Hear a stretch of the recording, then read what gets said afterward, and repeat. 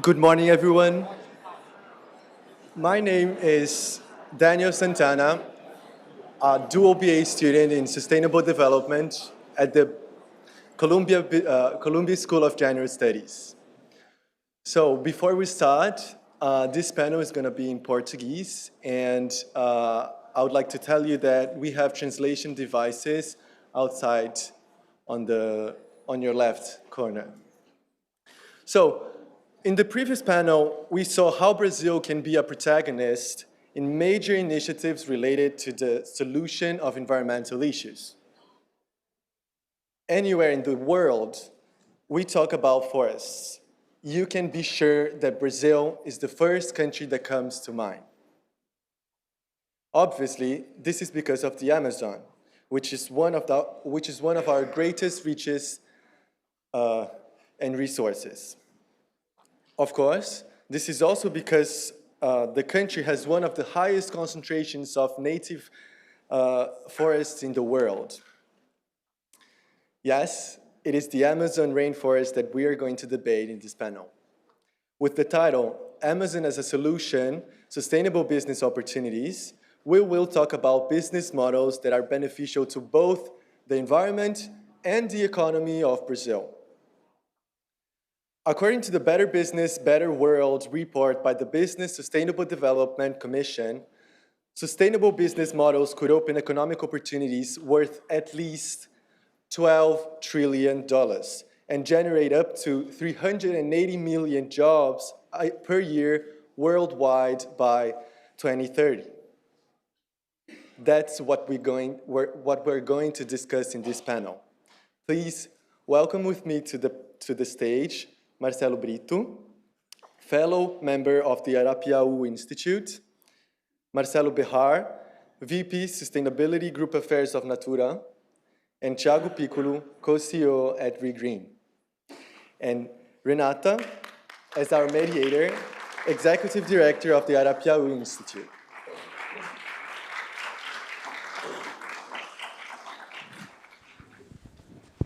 Bom dia a todos e todas. Estou super feliz de estar aqui. Queria agradecer muito o Jorge pelo convite e muito feliz de estar aqui com esse painel, com pessoas tão queridas também. Eu sou diretora do Arapiaú e sou secretária executiva da Concertação pela Amazônia, que é uma rede que reúne mais de 400 lideranças voltadas para pensar no desenvolvimento da Amazônia, uma rede formada pelo setor público, privado, academia, sociedade civil, comunidades locais, indígenas, aqui representada pela Samara Satera Maué. E uma das bandeiras da concertação é a Amazônia como solução, que é o tema desse painel. E a segunda bandeira é como que a gente pode atrair mais o setor privado para essa conversa, para que o setor privado se torne também protagonista no desenvolvimento da região. Então, é com isso que eu queria começar pelo Bear, Marcelo Bear, da Natura & Co. A Natura está há mais de 20 anos na Amazônia e eu queria que você contasse um pouquinho, né, o que vocês fazem lá, o que vocês produzem, quantos hectares, famílias, renda, como que funciona tudo isso, né, como um exemplo mesmo de uma empresa que consegue, né, gerar renda conciliando o capital natural com justiça social. Obrigado, Renata. Bom dia para você, para os meus colegas aqui do painel, para todo mundo aqui. Obrigado pelo convite dos organizadores.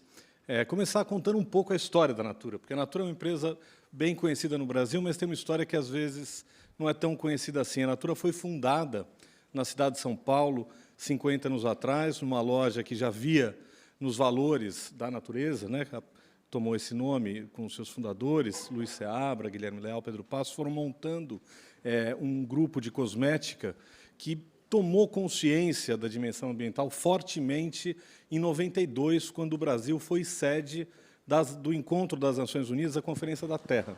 E ali eu acho que veio uma mensagem clara de que os negócios teriam que fazer algo a partir do seu modelo de desenvolvimento, levando a natureza como algo que poderia entrar no processo produtivo como uma solução, ao mesmo tempo, de negócios e para a natureza. E, desde o final dos anos 90, a Natura decidiu fazer da Amazônia a plataforma de seus negócios e começou um trabalho pioneiro no desenvolvimento de comunidades e trazendo a biodiversidade com ciência e tecnologia para dentro da cosmética de uma forma muito inovadora. Isso durou 20 anos e, ao longo desse processo, inovações importantes e o conhecimento das ciências humanas no Brasil, a professora Berta Becker, uma grande geógrafa, dizia sempre à Natura que era importante não apenas desenvolver as comunidades, a relação com as comunidades na Amazônia, mas agregar valor à região e fazer uma relação de duas mãos. Então, a Natura desenvolveu lá também uma instalação industrial chamada Ecopark, que produz hoje mais de 300 milhões de sabonetes a partir da Amazônia, com os insumos da Amazônia, numa relação com as comunidades, com repartição de conhecimento tradicional, repartição de benefício com as comunidades. Nos últimos anos, a Natura formou um grupo global, chamado Natura & Co., trouxe para dentro desse grupo empresas que são conhecidas do público daqui, possivelmente, a Aesop, que é uma empresa australiana, a Body Shop, que é uma empresa britânica, e a Avon, que é uma empresa de cosmética global, e manteve na Amazônia o foco da Natura e a base de lançamento dos seus produtos e das relações que estabelece com a floresta. A gente estabeleceu uma meta para os próximos 10 anos para a gente operar com 40 comunidades extrativistas, que é o número de comunidades que hoje já temos, cerca de 10 mil pessoas, e a atividade da Natura, o modo de usar os insumos da natureza, é responsável pela cobertura hoje de 2 milhões de hectares da floresta. Então, a gente tem uma meta de, nos próximos 10 anos, expandir isso para 3 milhões. Além disso, tem o tema do desmatamento, que é um tema seríssimo, e a Natura leva para a sua rede de relações, então, para o público consumidor, uma série de atividades para informar como pode se lidar de outra forma com o tema do desmatamento. E aqui eu dou um exemplo rápido de como funciona esse modelo de negócio e qual é o modelo que a Natura implementa, que é o exemplo de uma árvore que estava listada como uma árvore em processo de extinção na Amazônia, que era a ucu-ubeira. A ucu-uba era uma espécie que era usada e cortada para a produção de vassouras e de telhados no sudeste do Brasil. E a Natura, com ciência e tecnologia, conseguiu descobrir que a sua semente tinha um poder de hidratação tão bom quanto o da castanha, que era um insumo que já era muito utilizado pela indústria cosmética. Então, a gente entendeu que dava para pagar para a comunidade 3 vezes mais por metade da produção anual de uma ucu-ubeira do que aquilo que a comunidade receberia pelo tronco da madeira. Então, esse processo permitiu com que a gente pudesse dar um insumo à comunidade que fizesse com que eles parassem de cortar e passassem a plantar também. Então, essa relação é o modelo de desenvolvimento que a gente tem estabelecido, que agora vai se expandir em número de bioingredientes também. E a gente, possivelmente, é uma das poucas empresas que tem metas, e acho que cada vez mais vamos ver isso, empresas têm metas para proteção da floresta, mas também para uso e para expansão da carteira dos insumos da biodiversidade com os quais opera. Então, acho que, a título de introdução, é isso. Obrigada, Bea. Acho que no último painel teve essa menção, inclusive, né, as poucas empresas no Brasil que aderiram ao Science Based Targets, e a Natura é uma delas. Então, muito importante ter você aqui nesse painel. Quero passar para o Marcelo Brito, para contar um pouquinho, né? Marcelo atuou nos últimos 30 anos na Amazônia, na criação de vários negócios de pequeno, médio, grande porte. Quais são os principais desafios e o que a gente precisa fazer para acelerar mais negócios sustentáveis dentro dessa nova ótica bioeconômica, né, dentro da ótica de Nature-Based Solutions? E queria que você falasse um pouquinho, né, se existe mesmo essa dicotomia entre preservar e desenvolver. O Marcelo mencionou sobre desmatamento, né, como que a gente concilia esses dois mundos. Bom dia a todos. Renata, obrigado. Os colegas da mesa, prazer estar aqui com vocês. Obrigado aos organizadores. A Amazônia é um negócio grande, complicado, né? E o pessoal de fora tem pouca noção que a gente fala de metade do Brasil, né? A gente fala de uma área continental enorme com diversas facetas. Nesses últimos 30 anos, Renata, provavelmente o que foi colocado, investido na Amazônia através de filantropia, ultrapassa a casa dos vários bilhões de reais. E por que esse dinheiro não deu resultado? Porque foi um investimento a partir da base que a doação de um valor financeiro, ou de um ativo industrial, ou de uma pequena organização, fosse gerar aquilo que é o objetivo principal de qualquer negócio, que é acesso a mercado. E isso não aconteceu. Sob o ponto de vista privado, dos investimentos que ocorreram, houve sempre uma cegueira em distinguir aquilo que você chama de um negócio importante para a Amazônia daquilo que você chama de negócio onde a Amazônia é importante. O que eu estou querendo dizer com isso? Nós importamos modelos econômicos, modelos de produção do centro-oeste, do sul do Brasil, para a Amazônia. Mas a floresta requer um tipo de negócio diferente. Então, essa dicotomia de investimentos, as ONGs falharam nas suas promessas em melhorar a vida e o desenvolvimento das comunidades, das pessoas da Amazônia. As empresas privadas falharam na sua promessa de entregar, de fazer o mesmo delivery de melhoria, desenvolvimento. E os governos falharam também. E você criou uma espécie de um desânimo na Amazônia. Virou uma área sem lei. Lamentavelmente, hoje, eu tenho que falar que é um território do crime, é um território do desmatamento ilegal, é do território onde é mais fácil se queimar, se derrubar 200 toneladas de biomassa por hectare e meter fogo. Mas isso não gera o desenvolvimento local. Tem coisas, há males que vêm para bem, é difícil falar isso. Mas esses processos dos últimos 30 anos foram tão maléficos às populações da Amazônia, e aqui eu incluo os que mudaram para lá, as comunidades indígenas, os quilombolas, as comunidades ribeirinhas, toda a população urbana. Esse processo foi tão danoso que finalmente chamou a atenção, não só dos brasileiros, mas a atenção do mundo. E chamou a atenção por quê? Porque a Amazônia tem importância vital no sistema climático mundial.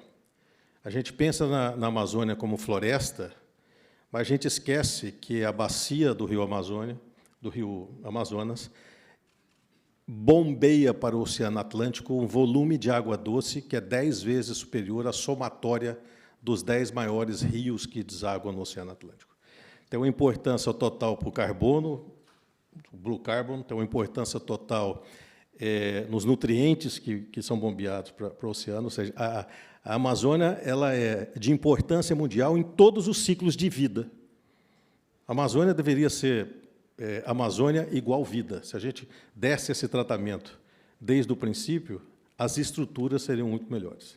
Então, acho que, como introdução a isso, nós temos aqui um parque de oportunidades. Eu tenho 58 anos de idade e ouço esse parque de oportunidades há 58 anos, mas chegou num ponto que, se a minha geração falhou nesse processo, a geração de vocês, as novas que estão chegando, tem uma obrigação agora não só mais com o Brasil, mas com a obrigação com o planeta de reestruturar os modelos de desenvolvimento da Amazônia.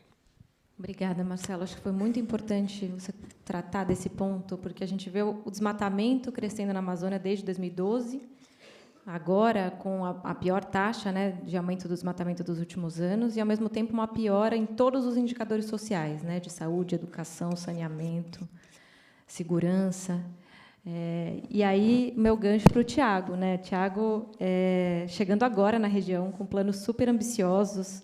Então, acho que queria que você contasse um pouquinho, né, um pouco sobre a Evergreen, sobre quais os planos de restauração, em termos de hectare, tonelada de carbono, geração de renda, e por que vocês se aventuraram, né, nesse ambiente tão adverso? Porque, afinal, o tema desse painel é a gente olhar a Amazônia como solução, né? E por que, com todos esses indicadores, vocês agora se aventuram para ir para lá também? Perfeito. Bom dia a todos. Queria agradecer o convite, agradecer os colegas aqui do painel. É um prazer estar aqui falando sobre Evergreen.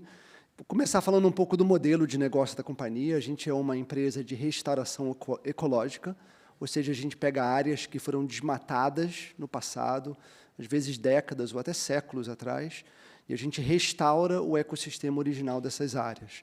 E a gente atua hoje em 2 biomas, na Mata Atlântica e na Amazônia. Tá? E, para a gente conseguir fazer essa restauração, a gente usa uma série de ferramentas e processos que foram desenvolvidas por cientistas, pela nossa equipe, aprimoradas ao longo de anos e anos. A gente tem algoritmos, por exemplo, que sugerem aonde a gente deveria localizar as restaurações para a gente conseguir otimizar os impactos, não só climáticos, mas também para a biodiversidade, para as comunidades no entorno. A gente tem um conjunto de métodos de restauração que vão desde métodos muito mais intensivos, usados em áreas que foram degradadas há muito tempo, muito tecnificadas e, portanto, não têm um potencial de regeneração relevante, precisam de um plantio de 1.600 indivíduos por hectare, até métodos de restauração menos intensivos, onde você tem terras que não foram tão tecnificadas, com remanescentes de floresta no entorno, e a gente pode, enfim, atuar de forma menos intensiva, removendo a braquiária, cuidando dos competidores e ajudando a conduzir e enriquecer a regeneração natural. Tá? E o nosso objetivo, no final das contas, independente de qual método a gente usa para restaurar, é que a gente termine de 30 a 50 anos com uma floresta completamente restaurada, o mais perto possível da floresta original, e a gente monetiza essa restauração de diversas formas. O crédito de carbono é uma, talvez a principal, e a gente tem outras ferramentas de monetização com ativos florestais madeireiros e não madeireiros. E o objetivo, como a Renata falou, é bem ousado, é da gente conseguir restaurar 1 milhão de hectares no horizonte de 15 anos. Esse é um número bastante audacioso, muito acima, vamos dizer assim, do que já foi feito no passado. E só para dar um contexto, né, um dos nossos sócios, o nosso diretor de restauração, é um pioneiro nesse tema no Brasil, é o titular da cadeira de restauração ecológica na Exalc, e ele está há 30 anos nesse setor, trabalhando no campo, trabalhando no laboratório, e ele restaurou 35 mil hectares, então, a fração desse objetivo. Mas também, dependendo de como a gente coloca, a gente vê que é grande, mas é necessário, e no fim, é uma pequena parcela do que a gente vai precisar. A gente fez um estudo recente com a McKinsey e com a Viver Economics, no qual eles estimaram que a demanda global, a médio prazo, por serviços de restauração, deve ser em torno de 200 a 300 milhões de toneladas de CO2 capturado por ano. A gente, com 1 milhão de hectares, vai capturar 15 milhões de toneladas, então é 5% do mercado. Então, realmente, tem essa necessidade da gente conseguir escalar, e não só a gente, como outros também no futuro.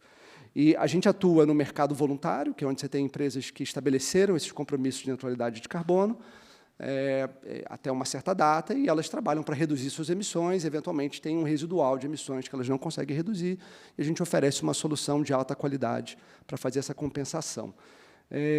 A gente mapeou um pouco essas companhias em 2 eixos, né, a força do comprometimento público que elas fizeram e o quanto que elas já estão ativamente trabalhando para comprar créditos ou para atuar no mercado voluntário. Teve até um panelista que falou isso. E o maior grupo é das empresas que já fizeram as promessas, mas não começaram ainda a atuar de forma muito tangível.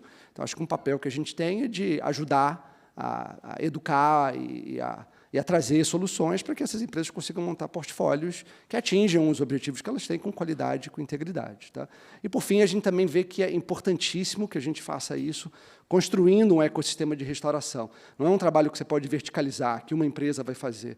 Você precisa, na verdade, estar construindo em cada um dos elos do negócio, seja na coleta de semente, na produção de muda, na implantação, no monitoramento, na própria comercialização, você precisa estar construindo empresas de todo tipo, de pequeno porte, locais, maiores, com tecnologia, e eu acho que o nosso papel é de participar desse ecossistema e fomentar esse ecossistema para que esse crescimento venha com oportunidades, crescimento, inovações e benefícios para a comunidade.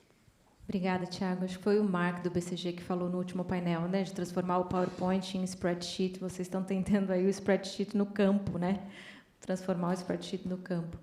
Eu queria entrar, aproveitando o seu gancho, agora para uma rodada para a gente trazer o olhar social, porque a gente vem falando muito, né, na concertação pela Amazônia. Essa não é uma agenda estritamente ambiental, ela é uma luta social, e não tem como a gente separar a agenda social do ambiental. E eu acho que a gente vem, no ambientalismo, fazendo isso há algum tempo e falhando, né, muito nessa agenda. Então, eu queria que o Bear contasse um pouquinho, né, quais são os aprendizados da Natura nesse campo e, para além da questão ambiental, como que vocês lidam com as questões sociais e o que é possível fazer, né? E aí qual que é o papel do setor privado para trazer prosperidade para a região e para as pessoas que vivem na região? Claro, essa questão é fundamental, né? Hoje em dia, toda a perspectiva ESG vem sendo muito discutida e muito debatida, e certamente o pilar menos debatido é o S, né? Eu acho que o pilar social e como os negócios administram a sua relação com comunidades, mas com a sociedade como um todo, vem sendo cada vez mais visto em detalhe, e a Natura teve uma experiência realmente pioneira em ir à Amazônia, final dos anos 90, começo dos anos 2000, quando o Brasil ainda não tinha uma clareza institucional em como se daria essa relação, né? Então, à época, tinha uma medida provisória que regulamentava o tema, que tornava o acesso à biodiversidade distante das comunidades. E as comunidades, elas ainda não são vistas no Brasil e no mundo. Tem uma discussão grande sobre quem é o titular da biodiversidade, né? E a gente buscou, desde o começo desse trabalho, dar às comunidades a titularidade e trabalhar com elas não só numa troca justa pelo que é produzido, mas também repartindo o conhecimento tradicional que elas têm a respeito dos insumos da biodiversidade.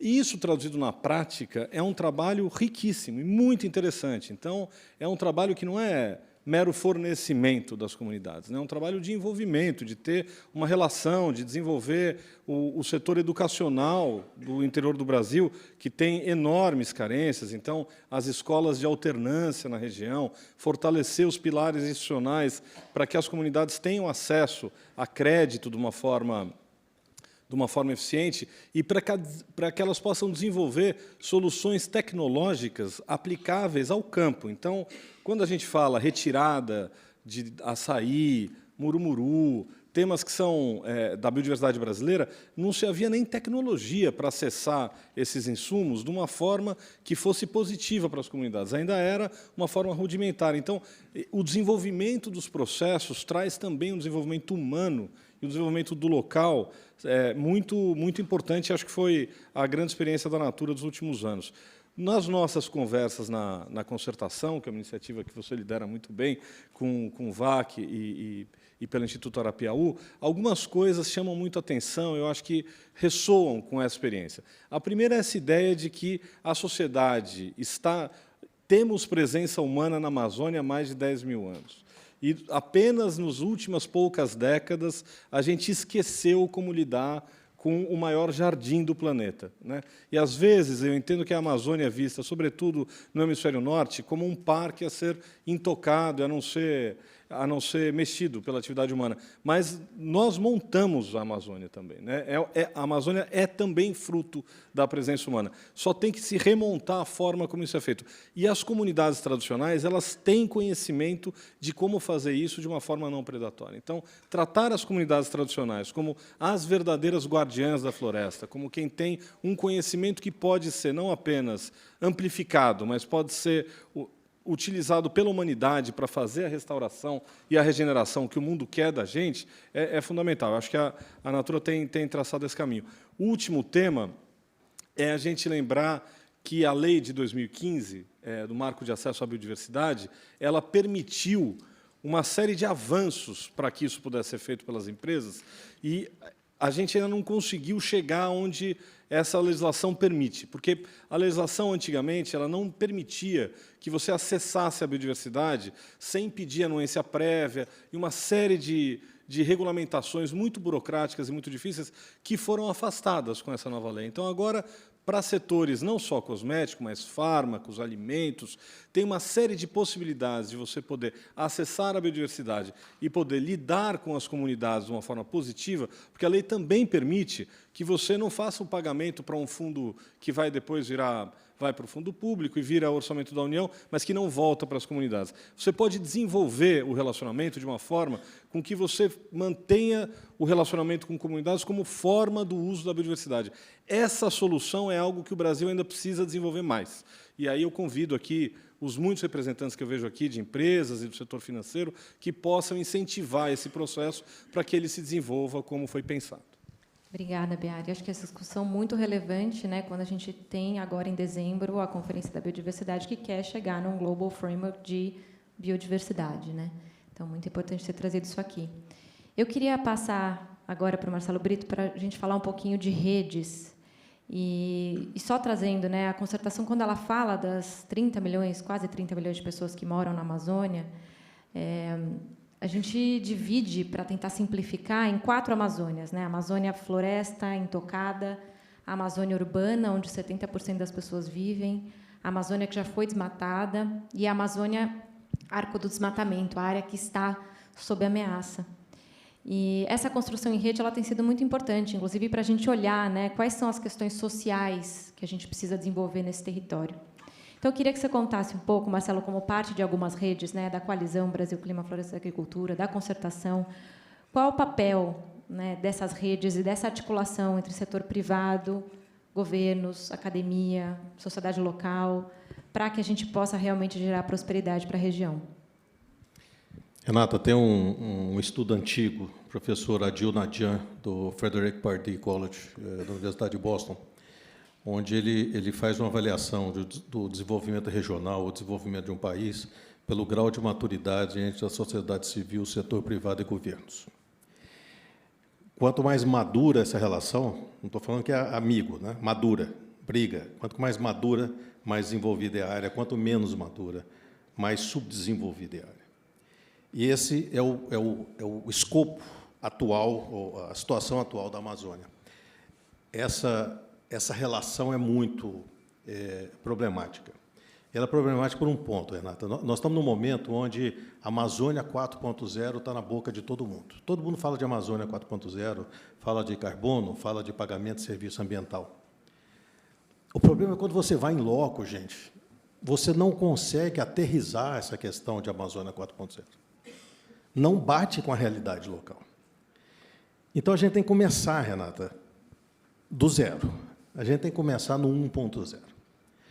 Porque o que nós temos de história de boom colapso na Amazônia é muito grande. Você começa com uma cultura que tem um potencial monstruoso de se desenvolver, e, num dado momento, ela colapsa e vai embora.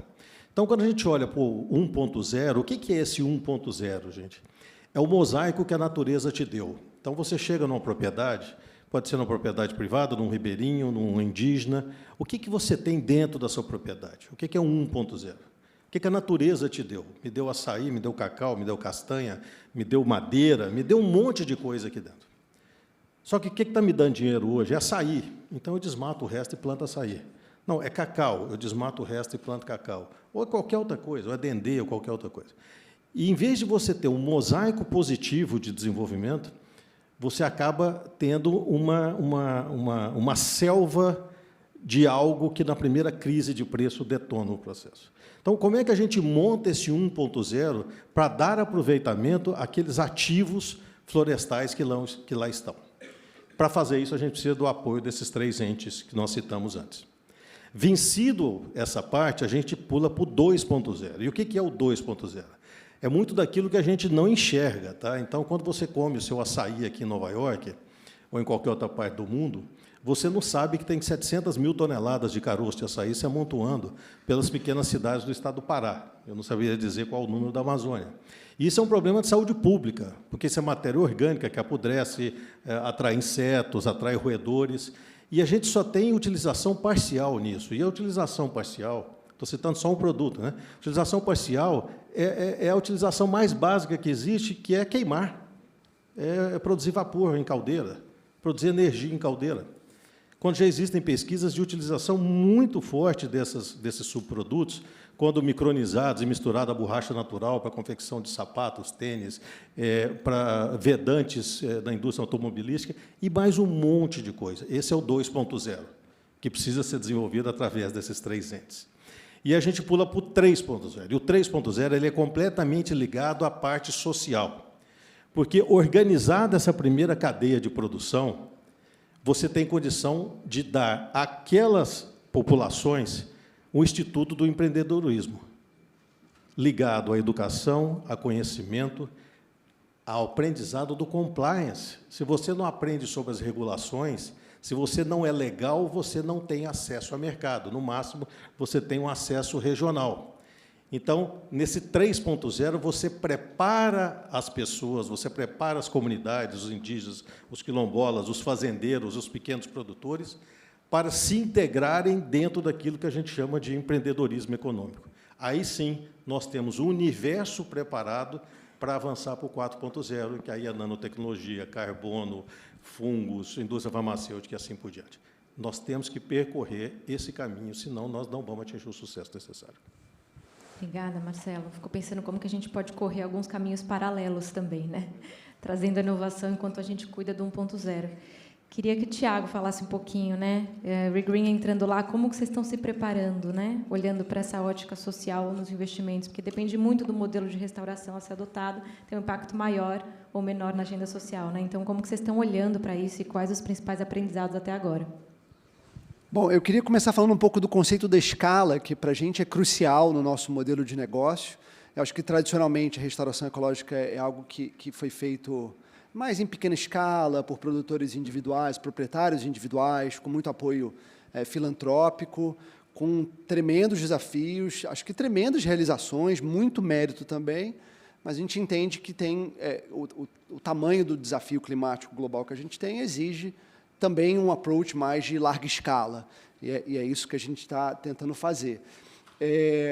E um approach que eu acho que alavanca a tecnologia, produz conhecimentos científicos e que gera retornos financeiros. A gente é uma empresa for profit, a gente acha importante conseguir gerar retornos financeiros com essa atividade, para que a gente possa atrair capital, reinvestir e com isso, conseguir ter a escala que a gente sabe que precisa ter.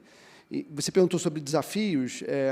Eu acho que a gente sabe assim do tamanho do desafio e eu acho que fez uma preparação boa para esse começo, iniciando com o time que a gente conseguiu montar.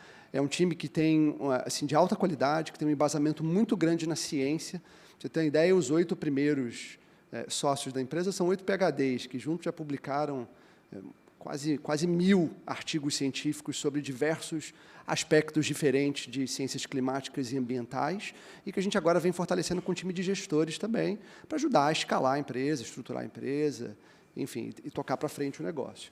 Eu acho que a segunda preparação que a gente teve, um passo importante, foi levantar o capital. A gente conseguiu fazer uma rodada de captação agora em março de 2022, bastante substancial, e com investidores que compartilham do propósito da companhia, que compartilham dessa ideia de que a restauração tem que gerar retornos e são pacientes em relação à escala desse retorno, ao horizonte de tempo desse retorno, porque isso é muito importante no nosso negócio. E, por fim, a gente também fez um investimento grande na Bioflora, que é um viveiro, talvez o viveiro mais tradicional do Brasil de espécies nativas, que não só contribui com uma produção anual de em torno de 3 milhões de mudas, que enfim, por um lado é muito, mas por outro lado é muito pouco, mas, principalmente, ele tem um papel de ser um viveiro escola.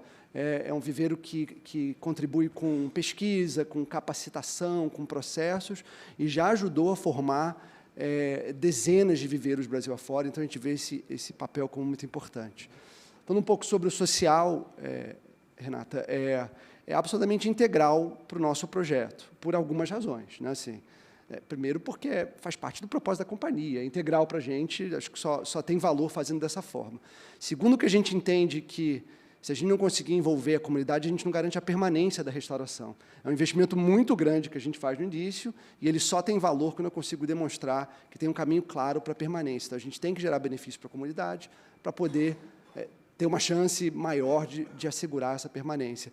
E terceiro, porque o crédito de carbono, que traz benefício para a comunidade, envolve a comunidade, tem essa troca de duas mãos que o Marcelo mencionou, ele é mais rentável, ele é mais valorizado, né? Então, não tem um trade-off de ou investir mais no aspecto social ou ter mais rentabilidade. As coisas andam de mãos juntas.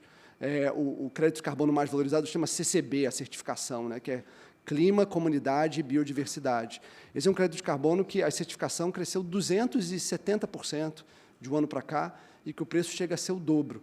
Então, a gente está atuando em diversas frentes para incluir esse aspecto social nos nossos projetos. Posso mencionar rapidamente 3. Uma é na parte de mudas e sementes, então a gente está criando redes de coletores de semente e de viveiros para a produção de mudas em cada uma das áreas que a gente atua. A gente está começando, não pela Amazônia, mas pela Mata Atlântica. A gente está iniciando a restauração agora no sul da Bahia, onde a gente montou uma rede com 5 viveiros locais, inclusive um que é de uma aldeia indígena, e a gente está ajudando eles, vamos dizer assim, com contratos firmes, com previsibilidade, com adiantamento de pagamento e com capacitação técnica. Isso tira o problema da intermitência que eles sempre tiveram. Às vezes tem pedido, às vezes não tem, e isso é muito difícil para andar para frente. Acho que um segundo elemento que a gente está inserindo nos projetos são as agroflorestas.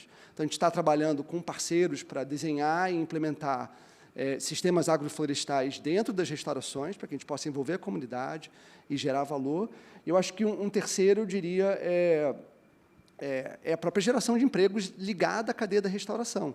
A gente acredita que tem muitos bons empregos e muitas boas oportunidades para serem geradas através da restauração.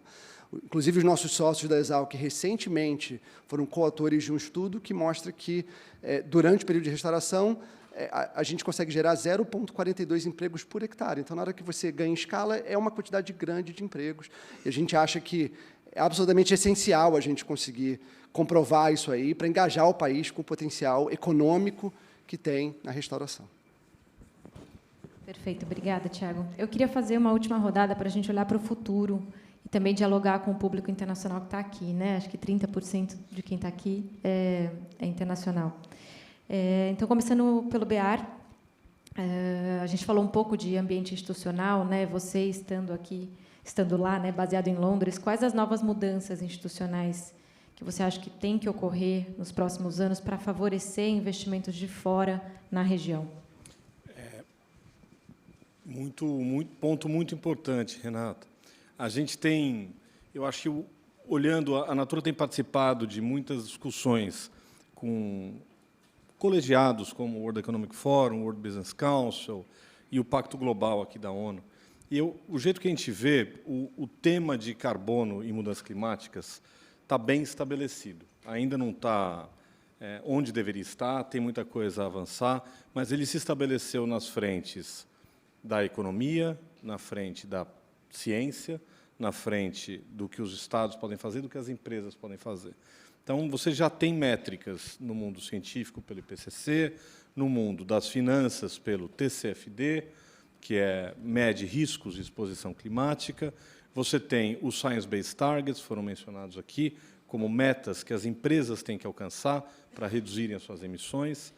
E você tem, no campo público, no campo dos estados, as NDCs, as metas de redução de cada um dos países. Então, esses 4 marcos para o campo climático estão estabelecidos e dialogam entre si. Então, se a gente vai conseguir avançar rapidamente, se as empresas vão se engajar, eu acho que agora já estamos num tema de movimentar um pouco das emissões para as emoções. Então, animar as empresas, animar as finanças a voltarem recursos para isso.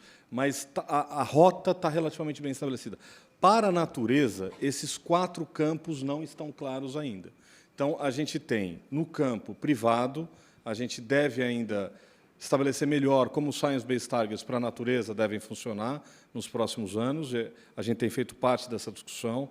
No campo das finanças, o chamado TNFD, que vai medir riscos, exposições e também contribuições que as empresas possam dar ao tema de natureza, está atualmente em discussão, a gente faz parte dessa discussão, mas ela é muito importante para consolidar a massa de recursos disponíveis que vai ter para fortalecer soluções de base natural, como a gente estava falando.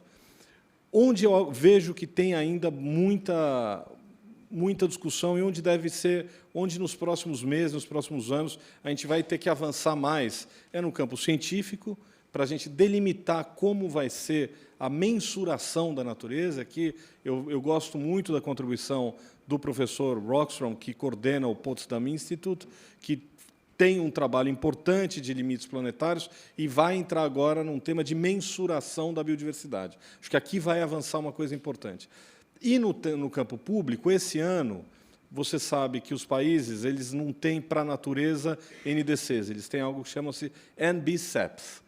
E as NBCEPs, na verdade, são as métricas de projetos que tem de regeneração, de restauração da natureza. O Brasil está devendo a sua. Então, está com a meta ainda de 2013, está super atrasado, tem que atualizar. Mas as metas globais, elas não são comparáveis. E elas são, hoje, um apanhado de projetos país a país. A gente tem que garantir com que essas metas públicas possam ser comparadas para a gente conseguir avançar nessa régua da natureza em muitas geografias. Esta régua é a régua que beneficia a Amazônia.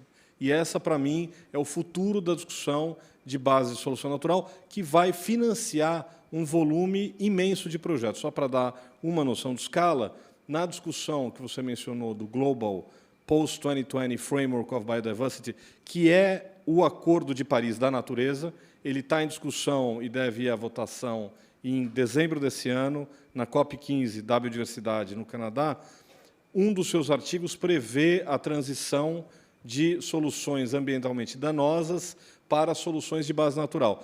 O cálculo inicial do BITIM a esse respeito é de um volume de 1,8 trilhão de dólares, que deveria migrar nos próximos anos de uma modalidade de subsídios para outra.